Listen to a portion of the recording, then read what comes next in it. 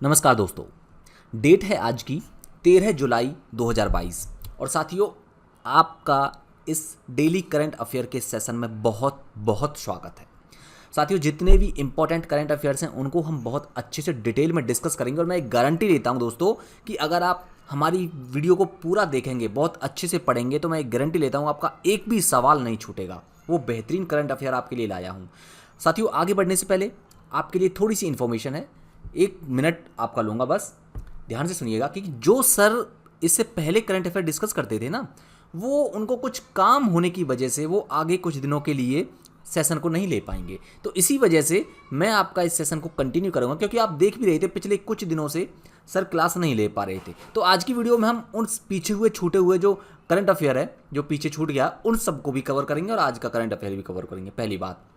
दूसरी बात साथियों, आप ना हमारा साथ बनाए रखिए बस, क्योंकि हम आपके लिए ना बहुत अच्छा अच्छा कंटेंट लेके आने वाले हैं। आपने आज एक वीडियो देखी भी होगी जो कि अशोक स्तंभ पर बनाई गई थी। इस तरह के जो बर्निंग इश्यू है ना, उन पर भी हम बहुत ही डिटेल वीडियो लेकर के आएंगे। और आपसे एक रिक्वेस्ट ये है कि आप वीडियो को पूरा देखा करिएगा, क्योंकि होता क्या है कि जब आप वीडियो पर क्लिक कर देते हैं या एक आध मिनट देखने के बाद में उससे कोई फ़ायदा नहीं होता साथियों, क्योंकि जब तक आपको पूरा ज्ञान नहीं होगा किसी इश्यू के बारे में तब तक कुछ नहीं किया जा सकता। क्योंकि कहते हैं ना, आधा अधूरा ज्ञान बहुत ज़्यादा नुकसानदायक होता है। तो वीडियो को पूरा देखना, और इस वीडियो को भी, ये current affair most important current affair किसी भी एग्जाम को क्वालिफाई करने के लिए। ठीक है दोस्तों, तो चलिए बिना किसी देरी के हम लोग अपना सेशन स्टार्ट करते हैं। और चैनल को सब्सक्राइब जरूर कर लीजिएगा अगर आप चैनल पर नए हैं, अभी तक आपने सब्सक्राइब नहीं किया है। वीडियो को लाइक और जो है शेयर जरूर करिएगा साथियों। इसके साथ में जो बेल आइकन है ना, उसको प्रेस कर लीजिए ताकि नोटिफिकेशन आपको तुरंत पहुंच जाए जितनी भी वीडियोज आएंगी। अब जो बर्निंग इश्यू पर एक अलग अलग टॉपिक पर वीडियोज आएंगी, इसके अलावा स्टैटिक पर भी वीडियोज आएंगी, जो मोस्ट इंपॉर्टेंट स्टैटिक के टॉपिक्स हैं उन पर भी। तो बनाए रखिए हमारे साथ आप लोग, हम आपको बहुत बेहतर कंटेंट देने वाले हैं और आपकी तैयारी को वो बूस्ट हम लोग देंगे कि आपको वैसा तैयारी कहीं नहीं मिल पाएगी। तो चलिए शुरुआत करते हैं। आज का जो हमारा पहला इंपॉर्टेंट करंट अफेयर है दोस्तों, वो है प्रतिवर्ष अंतर्राष्ट्रीय मलाला दिवस कब मनाया जाता है। तो देखिए, प्रतिवर्ष अंतर्राष्ट्रीय मलाला दिवस, जैसा कि आप जानते हैं, यूसुफ जई मलाला जो कि पाकिस्तान की नागरिक थी, इनके जन्मदिन पर 12 जुलाई को प्रतिवर्ष ये मलाला यूसुफ जई दिवस मनाया जाता है अंतर्राष्ट्रीय, यूएन के द्वारा। क्योंकि देखो 12 जुलाई 2000 इसलिए मनाया जाता साथियों इसको, जो 12 जुलाई 2013 को मलाला यूसुफजई ने, उस समय 16 वर्ष की हुआ करती थी, इन्होंने यूएन के हेडक्वार्टर में एक बहुत ही मार्मिक भाषण दिया था। और इन्होंने ये वर्ल्ड लेवल पर, विश्व स्तर पर महिलाओं की शिक्षा को बढ़ावा देने के लिए कार्य करती हैं और ये विश्व के नेताओं से भी आह्वान करती हैं कि शिक्षा को बढ़ावा देने के लिए नीतियों में सुधार करना चाहिए। क्लियर हुआ सारी बातें। यूएन का मुख्यालय, जैसा कि आपको पता है, ये न्यूयॉर्क में है। आगे हम लोग इसको डिस्कस भी करेंगे। नेक्स्ट सवाल है साथियों, निम्न में से किस संस्थान द्वारा व्यक्तिगत कैंसर निदान के लिए एआई टूल विकसित किया। मोस्ट इंपॉर्टेंट सवाल साथियों। ये सबसे पहले आप लोग ये जानिए, ये एआई होता क्या है। देखिए, एआई की फुल फॉर्म है आर्टिफिशियल इंटेलिजेंस। इसका मतलब होता है कि जैसे एक इंसान में इंटेलिजेंस होती है, वैसी ही मशीनों के थ्रू इंटेलिजेंस डेवलप करना। तो जो कैंसर जैसी बीमारी को निदान ढूंढने के लिए, उनका उपचार ढूंढने के लिए आईआईटी मद्रास के द्वारा एक एआई टूल विकसित किया है, और इस एआई टूल का नाम है साथियों पाइवोट।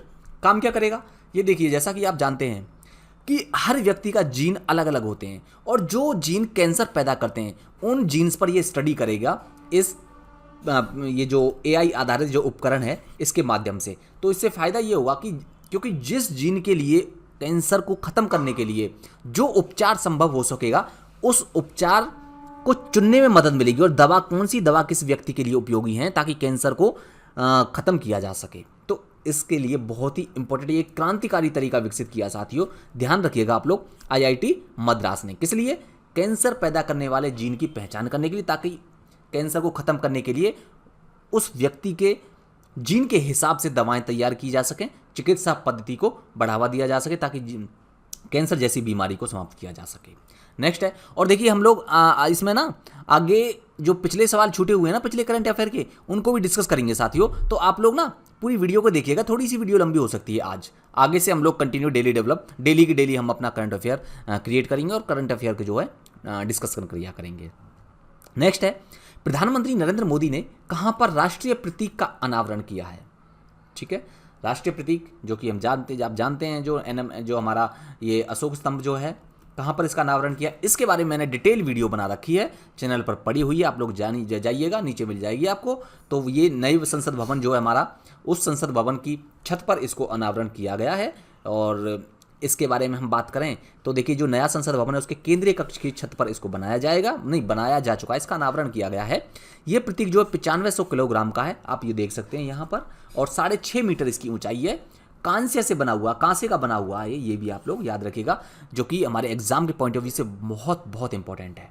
ठीक है दोस्तों, और इसके बारे में बहुत डिटेल वीडियो, आपको हर चीज़ क्या कंट्रोवर्सी हो गई है इसके बारे में, बहुत सारी बातें हैं दोस्तों, वो सब एक डिटेल वीडियो है 8-9 मिनट की, वो उसको जरूर देखिए आप लोग। ठीक है दोस्तों, नेक्स्ट है, निम्न में से किस एयरलाइन को DGCA, जो कि नागरिक उड्डयन मंत्रालय के तहत जो महानिदेशक आता है, उसने किस एयरलाइन को एयर ऑपरेटर सर्टिफिकेट प्राप्त किया है, यानी कि किस एयरलाइन को दे दिया। सबसे पहले आप जानिए एयर ऑपरेटर सर्टिफिकेट होता क्या है। देखिए, अगर एयर ऑपरेटर सर्टिफिकेट की मैं बात करूं दोस्तों, जैसा कि नाम से ही पता लग रहा है, ये सर्टिफिकेट होता है किसी भी एयरलाइन के एयर ऑपरेशन को ऑपरेट करने के लिए। यानी कि मान लो कोई नई एयरलाइन शुरू हुई है, अभी उस पर 1-2 विमान ही हैं, और चूंकि उसमें टाइम लगता है ना, क्योंकि हर किसी एयरलाइन तुरंत, कोई एयरलाइन शुरू हुई तो उसको तुरंत तो नहीं दिया जा सकता ना मंजूरी कि आप जा करके विमान उड़ा लीजिए, ऐसा नहीं है। तो उनको एक एयर ऑपरेटर सर्टिफिकेट दिया जाता है DGCA के द्वारा। तो ये एयर ऑपरेटर सर्टिफिकेट हाल ही में आकाशा एयरलाइन को मिला है।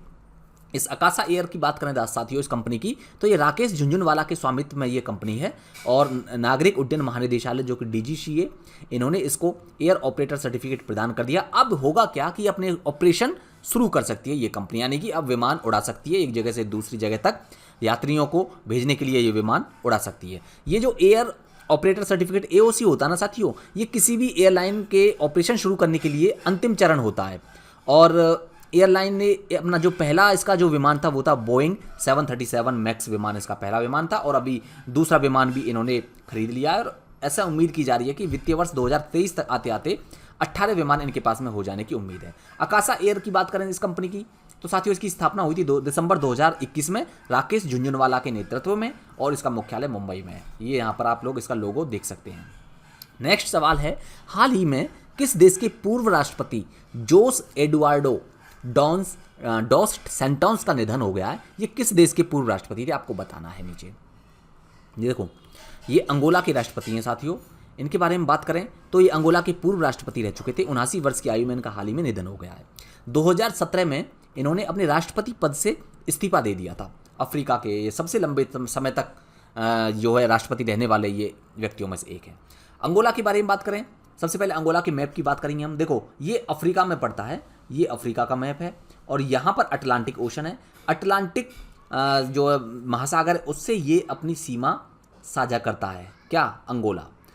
ये अंगोला है, यहाँ पर आप देख सकते हैं। इसकी बाउंड्री की बात करें हम तो यहाँ पर इसकी जो सीमा नामीबिया से लगती है, ईस्ट में इसकी सीमा जामीबिया से लगती है। इसके अलावा रिपब्लिक डेमोक्रेटिक जो DRC है, डेमोक्रेटिक रिपब्लिक ऑफ कॉन्गो से भी इसकी सीमा लगती है, और रिपब्लिक ऑफ द कॉन्गो, यानी कि दोनों ही कॉन्गो से इसकी सीमा लगती है। अंगोला की राजधानी की बात करें तो लुआंडा इसकी राजधानी है, क्वांजा इसकी मुद्रा है, और अटलांटिक महासागर से इसकी सीमा लगती है। अंगोला का जो इंपॉर्टेंट जो चीज़ है वो ये है दोस्तों कि यहाँ पर पेट्रोलियम तेल और सोना जैसे खनिजों का बहुत बड़ा भंडार यहाँ पर मिलता है, और ये इन्हीं के नेतृत्व में इसको बढ़ावा दिया गया था, इस पर रिसर्च किया गया था, सारी चीज़ें की गई थी जब ये जोस एडुआर्डो डॉस सैंटोस, बहुत लंबा नाम है इनका, जब ये राष्ट्रपति थे तभी से यहाँ पर पेट्रोलियम तेल और सोना का बहुत बड़ा भंडार यहाँ पर पाया जाता है।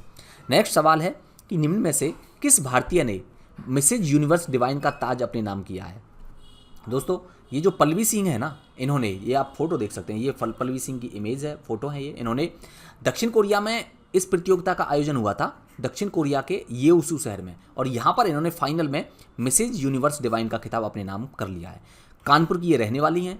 110 देशों ने इस प्रतियोगिता में भाग लिया था, और ये जो पल्लवी सिंह हैं ये एशिया की प्रतियोगी थी साथियों। इससे पहले अगर हम इनकी अचीवमेंट की बात करें तो 2020 में जयपुर में आयोजन हुआ था मिसेज इंडिया का, वो खिताब भी इन्होंने अपने नाम किया था। इसके अलावा अक्टूबर 2021 में मिसेज इंडो एशिया यूनिवर्स का खिताब भी इन्होंने अपने नाम किया था, जो कि दिल्ली में आयोजित हुई थी। क्लियर? ये सारी बातें हमने यहाँ पर डिस्कस की। अब बात करते हैं नेक्स्ट की, ये है कि संयुक्त राष्ट्र द्वारा जारी हालिया रिपोर्ट के अनुसार आबादी के मामले में भारत कब तक चीन को पीछे छोड़ देगा? देखो, संयुक्त राष्ट्र जो UN है, यूएनओ के द्वारा एक रिपोर्ट जारी की गई थी अभी, जनसंख्या दिवस के अवसर पर। तो इसमें कहा गया है कि भारत 2024 यानी अगले साल तक ही 2024-25 तक, 2023-24 से लेकर के 24-25 तक ये कहा गया है अगले साल तक भारत चीन को पीछे छोड़ देगा। यानी कि भारत दुनिया का सबसे बड़ी आबादी वाला देश होगा विश्व जनसंख्या दिवस के अवसर पर, यह रिपोर्ट में कहा गया था। और इसमें यह भी कहा गया है इस रिपोर्ट में कि दुनिया की जो आबादी जो 2030 तक 8.5 अरब हो जाएगी, 2050 तक 9.5 अरब हो जाएगी, और 2100 आते आते दुनिया की आबादी 10.4 अरब तक पहुंच सकती है। 2050 9.7 अरब एग्जैक्टली। इसमें जो रिसर्च किया गया था रिपोर्ट में, यह भी कहा गया कि 2022 में जो भारत की जनसंख्या है वो 1.4 अरब हो जाएगी साथियों, जबकि चीन की जनसंख्या इस समय तक यानी कि 2022 तक अंत तक आते आते 1.426 अरब रहेगी। यानी कि थोड़ा ही फर्क रहेगा चीन और भारत की जनसंख्या के बीच में। और अगले साल आते आते अगले साल तक भारत की जनसंख्या यानी कि आबादी दुनिया की सबसे बड़ी आबादी वाला देश होगा भारत। इसके अलावा इसमें यह भी कहा है कि 2022 में जो दुनिया में महिलाओं की जो जनसंख्या होगी वो पुरुषों की जनसंख्या की तुलना में थोड़ा ही कम होगी। यानी कि महिलाओं की जनसंख्या 49% होगी टोटल आबादी का, और पुरुषों की जनसंख्या 50.3% होगी टोटल आबादी का। क्लियर। नेक्स्ट है, हम पहले यूएनओ की भी बात कर लेते हैं, तब आगे बढ़ेंगे नेक्स्ट सवाल पर। यूएन की बात करें तो यूएनओ की जो स्थापना की गई थी साथियों, वो की गई थी 24 अक्टूबर 1945 को। उस समय इस पर 50 देशों ने हस्ताक्षर किए गए थे। मुख्यालय कहाँ है यूएन का? यूएन का मुख्यालय न्यूयॉर्क में है, और न्यूयॉर्क यूएसए में है। यूएसए का यहाँ पर एक मैनहट्टन टापू है, मैनहट्टन टापू पर न्यूयॉर्क में इसका हेडक्वार्टर है। इसके 193 सदस्य देश हैं यूएन में। आधिकारिक भाषा की बात करें तो अरबी, चीन, अंग्रेजी, फ्रांसीसी, रूसी और स्पेन, ये 6 इसकी आधिकारिक भाषाएं। और अध्यक्ष एंटोनियो गुटेरस, जो कहाँ के हैं आप लोग नीचे कमेंट सेक्शन में बताइएगा कि एंटोनियो गुटेरस किस देश के नागरिक हैं। नेक्स्ट है, स्वाधीनता संग्राम ना सुरवीरों नामक किताब का विमोचन हाल ही में किसके द्वारा किया गया है? तो ये हाल ही में किया गया था साथियों, मीनाक्षी लेखी के द्वारा किया गया है, स्वाधीनता संग्राम ना सुरवीरों। ये जो पुस्तक है ना दोस्तों, इसमें 75 जो हमारे स्वतंत्रता सेनानी थे, उन सेनानियों का इसमें नाम शामिल किया गया, उनकी उपलब्धियां शामिल की गई और उनकी बलिदानों की कहानियों को इसमें बताया गया इस पुस्तक में। अब आपके दिमाग में एक सवाल आना चाहिए कि 75 ही क्यों? क्योंकि दोस्तों ये जो 75 वर्ड ना 2022 में बहुत इंपॉर्टेंट है। हर चीज़ में आप लोग 75 देख सकते हैं, क्योंकि ये जो 2022 जो वर्ष है वो हमारी आज़ादी का 75वां वर्ष है, अमृत महोत्सव है। इसीलिए 75वां जो वर्ड है, 75वां जो अंक है 2022 में बहुत ही मोस्ट इंपॉर्टेंट है। तो ये गुजराती में ये एक पुस्तक, इसका विमोचन किया गया है किसके द्वारा? मीनाक्षी लेखी जी के द्वारा। ये मीनाक्षी लेखी है और ये केंद्रीय विदेश और संस्कृति राज्य मंत्री हैं। यहाँ पर हमने इसके बारे में सारी बातें डिस्कस करी। अब नेक्स्ट है ISSF, यानी कि जो शूटिंग फेडरेशन का विश्व कप जो हो रहा है, उसमें भारत के अर्जुन बबूता ने कौन सा पदक अपने नाम किया है? तो अर्जुन बबूता जो कि इन्होंने हाल ही में स्वर्ण पदक जीता है साथियों। इसके बारे में डिटेल में बात करें तो निशानेबाजी जो खेल महासंघ का विश्व कप चल रहा है, ये कहाँ पर हो रहा है? सबसे पहले आप लोग ये ध्यान रखिएगा, ये दक्षिण कोरिया के चांगवोन नामक शहर में हो रहा है, और इसमें स्वर्ण पदक जीता है अर्जुन बबूता ने। अर्जुन बबूता ने किसको हराया है? इसमें लुकास कोजेंस्की को हराया है। और जो लुकास कोजेंस्की है ना, जो टोक्यो ओलंपिक हुआ था उसमें इन्होंने रजत पदक जीता था। टोक्यो ओलंपिक 2022 कहाँ पर? ये टोक्यो ओलंपिक कौन से नंबर का टोक्यो ओलंपिक था, यानी कि कौन से नंबर का ओलंपिक था? नीचे कमेंट सेक्शन में जरूर बताइए, ठीक है। और आप लोग जरूर नीचे, आप जब आपसे सवाल पूछा जाए तो नीचे कमेंट सेक्शन में आप लोग जरूर बताया करिए दोस्तों, और आपकी जो भी क्वेरी हो नीचे कमेंट सेक्शन में बताइएगा। अर्जुन बबूता के बारे में बात करते हैं। 10 मीटर एयर राइफल में ये प्रतियोगिता में भाग लेते हैं और ये चंडीगढ़ के रहने वाले हैं। यहाँ पर आप लोग इनकी इमेज देख सकते हैं अर्जुन बबूता की। नेक्स्ट है, भारतीय इंटरनेट के जनक BK सिंघल का हाल ही में निधन हो गया। कितने वर्ष की उम्र में निधन हुआ है? तो ये 82 वर्ष की उम्र में इनका निधन हुआ है। और भारतीय इंटरनेट के जनक के रूप में इनको जाना जाता है। पहले सबसे इंपॉर्टेंट चीज़ ये ध्यान रखिएगा। और ये जो विदेश संचार निगम लिमिटेड जो था VSNL, उसके पूर्व अध्यक्ष रह चुके हैं ये ब्रजेश के सिंघल। लंबी बीमारी के कारण इनका अभी हाल ही में 82 वर्ष की उम्र में निधन हो गया। इनका जो जन्म की बात करें तो साथियों अंबाला में इनका जन्म हुआ था, और 1957 में इन्होंने IIT खड़गपुर से इलेक्ट्रिकल इंजीनियरिंग में डिग्री हासिल की थी। इनको बुलडोजर के नाम से भी जाना जाता है। हाँ बिल्कुल, बुलडोजर बाबा नहीं, लेकिन बुलडोजर क्यों?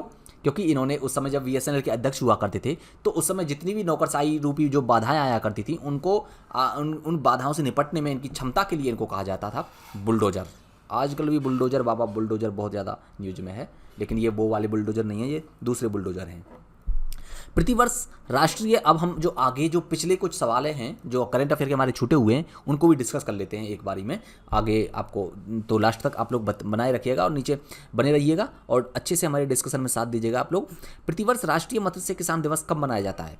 तो दोस्तों जो राष्ट्रीय मत्स्य किसान दिवस प्रतिवर्ष 10 जुलाई को मनाया जाता है।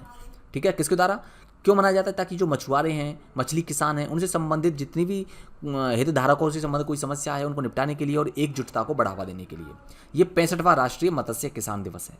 जल्दी से डिस्कस कर लेते हैं इन चीज़ों को।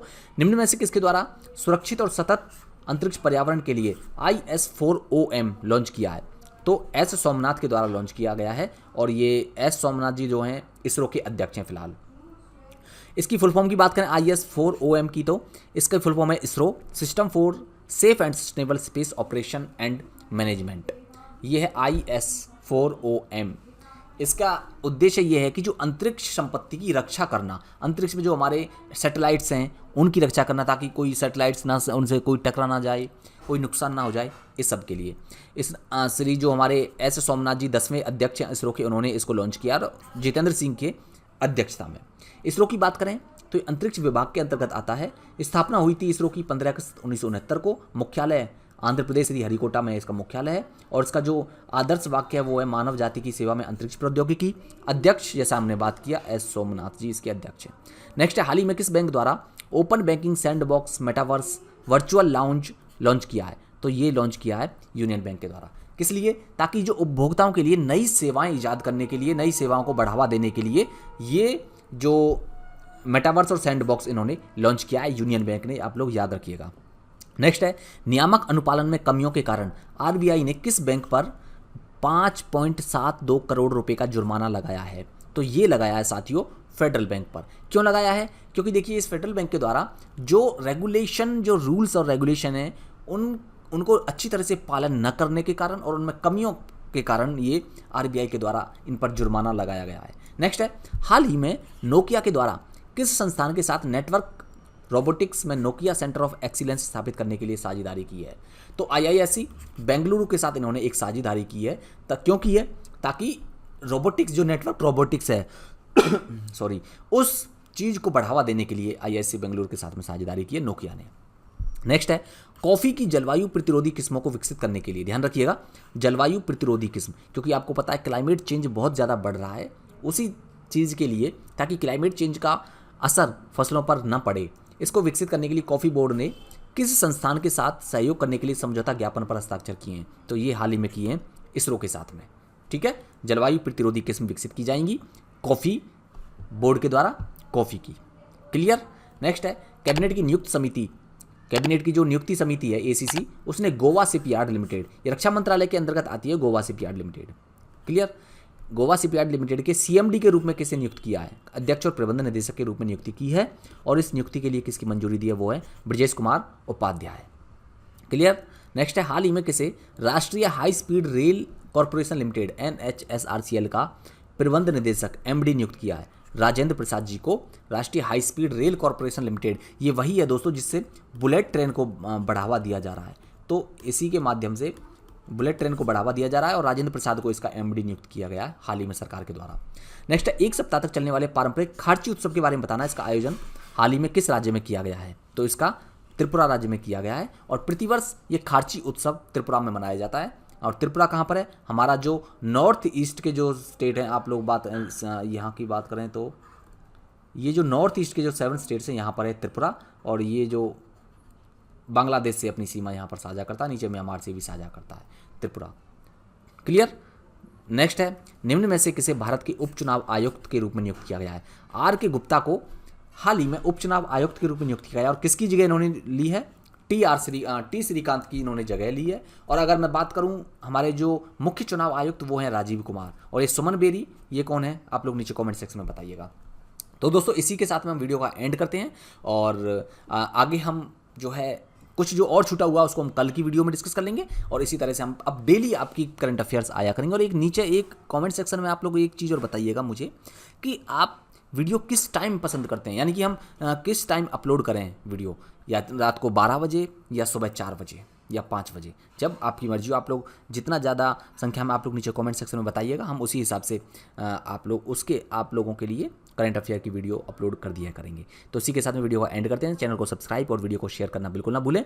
Thank you so much.